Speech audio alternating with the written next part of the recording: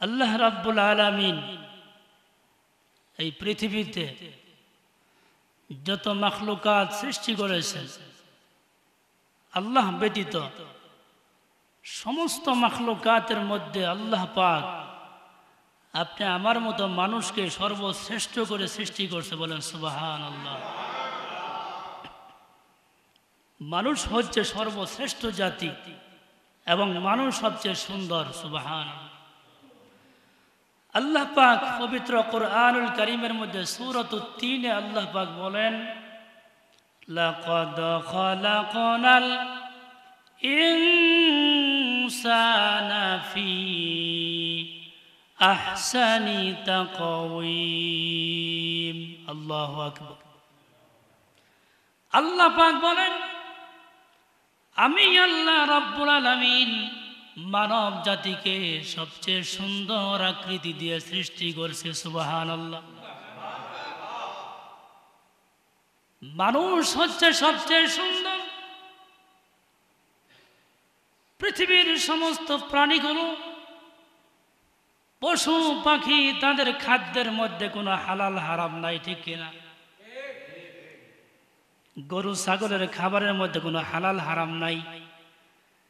কিন্তু আল্লাহ রাব্বুল আলামিন যেহেতু আমাদেরকে সবচেয়ে সর্বশ্রেষ্ঠ মাখলুক বানিয়েছেন, আল্লাহ পাক আমাদের খাদ্যের মধ্যে হালাল হারামের তামিজ রেখেছেন, ঠিক কিনা? মানুষ যা ইচ্ছা তাই খেতে পারে না। কিছু খাবার আল্লাহ হালাল করেছেন, আবার কিছু খাদ্য আল্লাহ হারাম করেছেন, ঠিক কিনা? এখন আপনি আমি যদি হালাল হারাম কোনো কিছু তামিজ না করি, পার্থক্য না করি, তাহলে আসলে ওই মানুষটা মানুষ থাকে না, মানুষটা পশু পাখির মতো হয়ে যায়, ঠিক কিনা? আল্লাহ পাক রব্বুল আলামিন সূরাতুল জুমআ,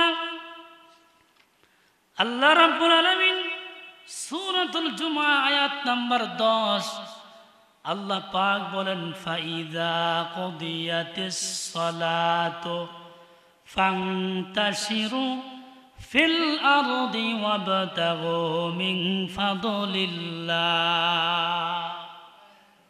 আল্লাহ পাক বলেন, বান্দা, যখন তোমরা তোমাদের নামাজ শেষ হয়ে যাবে, সালাত আদায় করা যখন শেষ হয়ে যাবে, ফান্তাশিরু ফিল আরদি, তখন তোমরা জমিনে ছড়িয়ে পড়ো, জমিনে ছড়িয়ে পড়ো এবং আল্লাহর অনুগ্রহ সন্ধান করে এবং আল্লাহকে বেশি বেশি স্মরণ করো, বলেন সুবহানাল্লাহ। ওয়াবতাগু মিন ফাদলিল্লাহ, আল্লাহ পাকের রিজিক তোমরা অন্বেষণ করো, খোঁজো। ওয়াযকুরুল্লাহা কাসীরান লাআল্লাকুম তুফলিহুন, আর বেশি বেশি তোমরা আল্লাহকে স্মরণ করো। কাকে স্মরণ করো?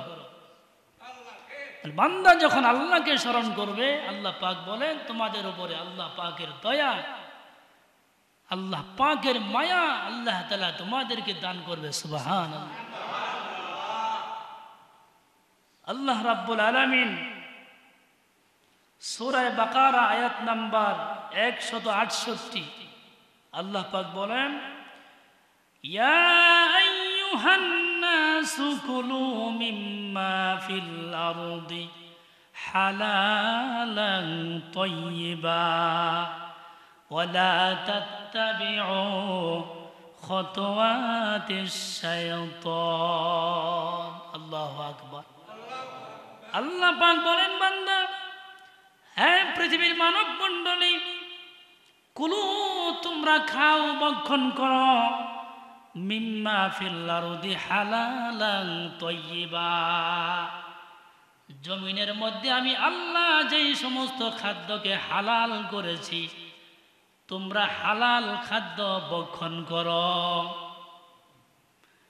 ওয়ালা তাত্তাবিউ খুতুওয়াতিশ শাইতান, আর তোমরা শয়তানের অনুসরণ করিও না। কার অনুসরণ? শয়তানের। কারণ কি? ইন্নাহু লাকুম আদুউম মুবিন, কারণ হচ্ছে শয়তান হলো মানুষের প্রকাশ্য শত্রু। কি শত্রু? মানুষ শয়তান হচ্ছে মানুষের প্রকাশ্য দুশ্মন। দুশ্মন কোনোদিন ভালো চায় না, ঠিক কিনা? দুশ্মন চাই যে তাকে গুনাহের মধ্যে, তাকে বিপদের মধ্যে আক্রান্ত করা, ঠিক কিনা? দুশ্মন কোনোদিন আপনি আমার ভালো চায় না। এই জন্য ভাই দুস্থ বুজুর্গ, আপনার আমাকে খাইতে হবে হালাল খাবার। কি খাবার? হালাল খাদ্য ভক্ষণ করতে হবে। আল্লাহর হাবিব বলেন, তলাবু কাসবিল হালালি ফারিদাতুম বাদাল ফারিদা। আল্লাহ পাক বলেন, বান্দা যত ফরজ আছে, যত কি আছে, যত ফরজ আছে, সমস্ত ফরজের মধ্যে একটা ফরজ হচ্ছে তলাবু কাসবিল হালাল। বান্দা হালাল রিজিক অন্বেষণ করবে। বলেন সুবহানাল্লাহ। হালাল খাবার খেয়ে বান্দা যখন আল্লাহকে ডাক দিবে, ডাক দিতে দেরি, আল্লাহ তাআলা বান্দার ডাকের সাড়া দিতে দেরি করে না। সুবহানাল্লাহ। হালাল খাবারের মধ্যে এত গুণ, এত বারাকা। দেওবন্দ এলাকা এক আল্লাহওয়ালা দরিদ্র এক ব্যক্তির ঘটনা কিতাবের মধ্যে আসছে। দেওবন্দ এলাকার শাহজি আব্দুল্লাহ নামে এক ব্যক্তি, সে ছিল দরিদ্র ব্যক্তি। কি ব্যক্তি? তার কোনো ধন সম্পদ বেশি ছিল না, একদম দরিদ্র মানুষ। শাহজি আব্দুল্লাহ সে দিনের বেলায় বনে গিয়ে সে ঘাস কাটতো। কি করত? বলে তার গাছগুলো খাঁচার মধ্যে ভরে বাজারে, বিকাল বেলা বাজারে নিয়ে যাইতো গাছ বিক্রি করার জন্য। হালাল খাবারের মধ্যে কি গুণ, কি বারাকা, একটু খেয়াল করে দেখেন। শাহজি আব্দুল্লাহ খাঁচার মধ্যে গাছ নিয়ে বাজারে বিক্রি করত। বাজারের লোকেরা শাহজি আব্দুল্লাহর গাছ কেনার জন্য অপেক্ষায় থাকতো। তারা মনে করত শাহজি আব্দুল্লাহর গাছ যদি আমাদের বকরি, গরু, মহিষকে খাওয়াই তাহলে আমাদের দুধ বেড়ে যাবে। বলেন সুবহানাল্লাহ। শাহজি আব্দুল্লাহ বাজারে ঘাস বিক্রি করত মাত্র 6 পয়সা। কয় পয়সা? 6 পয়সায় ঘাস বিক্রি করত। 6 পয়সায় ঘাস বিক্রি করে 2 পয়সা গরিব মিসকিনদের মাঝে দান করে দিত। বলেন সুবহানাল্লাহ। আর বাকি থাকতো 4 পয়সা। 2 পয়সা তার ছেলে মেয়ের জন্য, তার ঘরের জন্য, বাড়ির জন্য বাজার করত। আর 2 পয়সা সে জমা করে রাখত। সারা বছরে 2 পয়সা করে জমাইয়া যত টাকা হইত, এই টাকা দিয়ে সে বাজার করে আলেম ওলামাদেরকে দাওয়াত করে খাওয়াইতো। বলেন সুবহানাল্লাহ। ওলামা ইকরামদেরকে সে ভালোবাসতো। আলেম ওলামাদেরকে, নেককার লোকদেরকে দাওয়াত করে খাওয়াইতো। ভাইরা আমার, দারুল উলুম দেওবন্দ মাদ্রাসার বিখ্যাত মুহাদ্দিস হযরত আল্লামা ইয়াকুব নানতবী রাহমাতুল্লাহি আলাইহি, বড় বড় মুহাদ্দিসিনরা পর্যন্ত তারা আলোচনা করত যে কবে শাহজি আব্দুল্লাহ দাওয়াত করবে, তার দাওয়াতের অপেক্ষায় থাকতো। কেন তার দাওয়াতের অপেক্ষায় থাকতো? হযরত ইয়াকুব নানতবী রাহমাতুল্লাহ আলাইহি বলেন, শাহজি আব্দুল্লাহর বাড়িতে এক বেলা খানা খাইলে দীর্ঘ 40 দিন পর্যন্ত যারাই ওই খাবার খাইতো তার দিলের মধ্যে আল্লাহ তাআলা এক প্রকার নূর দান করতো। বলেন সুবহানাল্লাহ। হালাল খাবারের মধ্যে কি বারাকা! একবেলা খাবারের জন্য দারুল উলুম দেওবন্দ মাদ্রাসার মুহাদ্দিসিনে কেরাম তারা অপেক্ষায় থাকতো। তিনি বলেন, শাহজি আব্দুল্লাহর বাড়িতে খানা খাইলে মন চাইতো সব সময় আল্লাহর জিকির করতে। বলেন সুবহানাল্লাহ। মন চাইতো মালিক আল্লাহকে বারবার ডাকতে। সুবহানাল্লাহ। মন চাইতো তাহাজ্জুদের নামাজ পড়তে। মনের মধ্যে আল্লাহ তাআলা ইবাদতের শৌক এবং ইবাদতের শৌক আল্লাহ তাআলা দান করতো। সুবহানাল্লাহ। এই জন্য আপনি আমাদের হালাল খাবারের দরকার আছে না নাই? এই দরকার আছে। বান্দা হালাল খাবার খেয়ে যখন মালিক আল্লাহকে ডাক দিবে, আল্লাহ রাব্বুল আলামিন বান্দা যা বলবে সবকিছু আল্লাহ তাআলা কবুল করে নেবে। বলেন সুবহানাল্লাহ। আল্লাহ পাক রব্বুল আলামিন আদেশ করেছেন যে বান্দা তুমি হালাল খাবার খাও। কি খাবার খাও? হারামকে বর্জন করো। আল্লাহ পাক বলেন, আহাল্লাল্লাহুল বাইআ ওয়া হাররামার রিবা। আল্লাহ তাআলা বেচা বিক্রিকে, ব্যবসাকে আল্লাহ হালাল করেছে। বলেন সুবহানাল্লাহ। আজকে আপনি আমি ব্যবসা করতে চাই না, ব্যবসা করতে চাই না। আল্লাহ তাআলা যেটাকে হারাম করেছেন, সুদ। কি হারাম করেছেন? সুদ। আজকের সমাজে দেখেন বিভিন্ন শহর উপশহরে সুদের ব্যবসা চলতেছে, সুদের দোকান দিয়ে পড়ছে। ঠিক কিনা? সুদের দোকান, সুদ দিচ্ছে, সুদ নিচ্ছে, যার কারণে ইবাদতের দিকে আমাদের মন ঝুঁকে না, নামাজ পড়তে আমাদের ভালো লাগে না। ঠিক কিনা? এই জন্য ভাই দুস্থ বুজুর্গ হালাল খেতে কম হবে। সাহাবায়ে কেরাম তারা পেটের মধ্যে পাথর বেঁধেছে, আল্লাহর হাবিব পেটে পাথর বেঁধেছে, এরপরেও হারাম খাই নাই। কি খাই নাই? হারাম খাই নাই। ইয়াকুব নানতবী রাহমাতুল্লাহ আলাইহি বলেন, আমি এক দাওয়াতে গেলাম, দাওয়াত খাইতে বসছি, কেবল একটা লোকমা মুখে দিয়েছি। একটা লোকমা মুখে দেওয়ার সঙ্গে সঙ্গে আমার একটু খটকা লাগলো, মনে হয় এই খাবারটা হারাম। পরে আমি যাচাই করে দেখলাম আসলে ওই খাবারটা হারাম ছিল। দারুল উলুম দেওবন্দের সেই মুহাদ্দিস বলেন, ওই এক লুকমা হারাম খাবার আমার মুখে দেওয়ার কারণে দীর্ঘ 2টা মাস পর্যন্ত আমার ইবাদতের কোনো চাহিদা, ইবাদতের মজা দিলে থাকে নাই। দিল থেকে ইবাদতের মজা উঠে গেছে।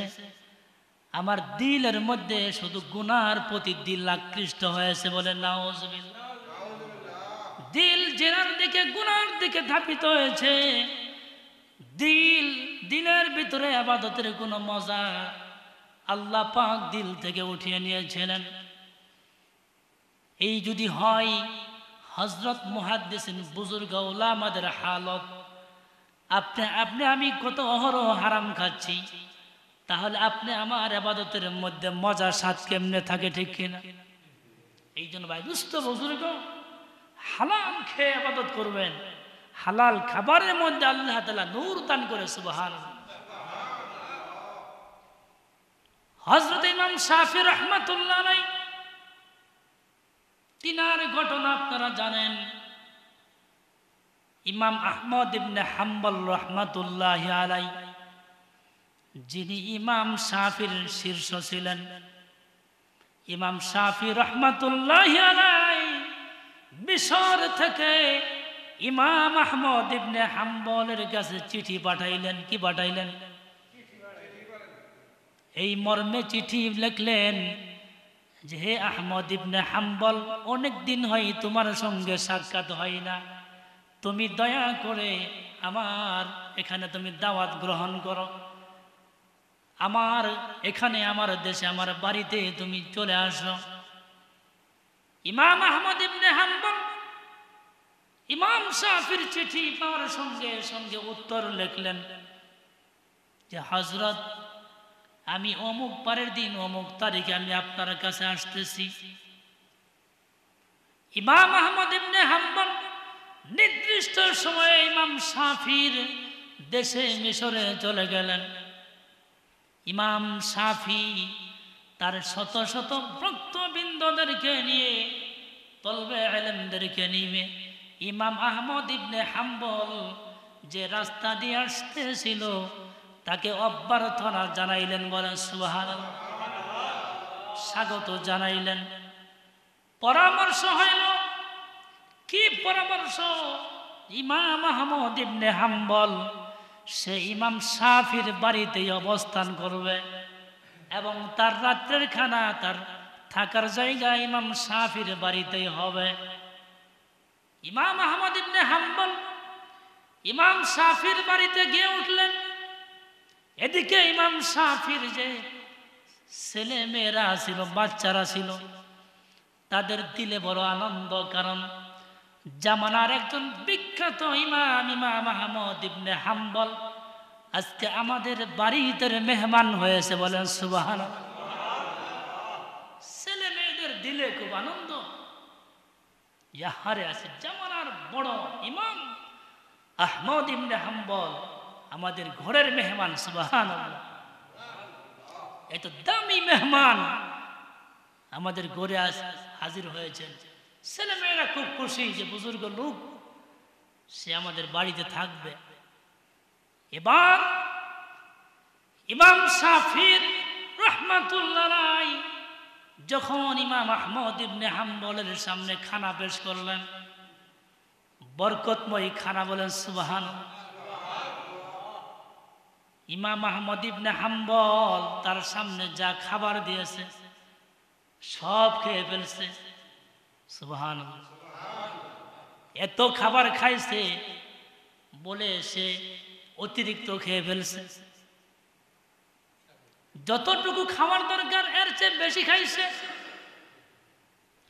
এদিকে রাত্রিবেলা ইমাম আহমদ ইবনে হাম্বল যে রাত্রে ইবাদত করবে, এক বদনা পানিও রাখছে কামরার ভিতরে, কারণ হুজুর রাত্রিবেলা ওটা ওযুর দরকার হবে, ঠিক?